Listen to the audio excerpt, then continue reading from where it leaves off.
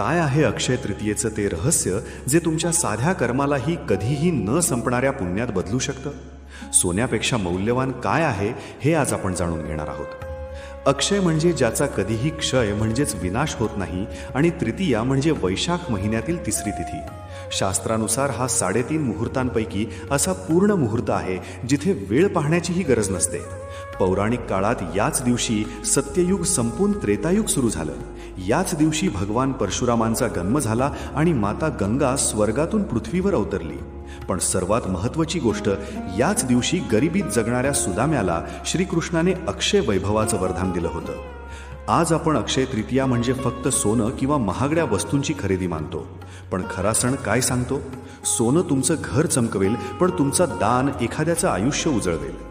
या दिवशी पाण्याने भरलेला माठ दान करणं, वृक्षारोपण करणं किंवा भुकेलेला अन्न देणं हेच खरं अक्षयधन आहे. अक्षय तृतीयाचा खरा अर्थ हा केवळ घेण्यात नाही तर देण्यात आहे. हेच ते पुण्य आहे जे मृत्यूसोबतही संपत नाही. आजच्या अक्षय तृतीयेला तुम्ही कोणतं अक्षय पुण्य कमावणार आहात? कमेंट्समध्ये नक्की सांगा. Download ShareChat.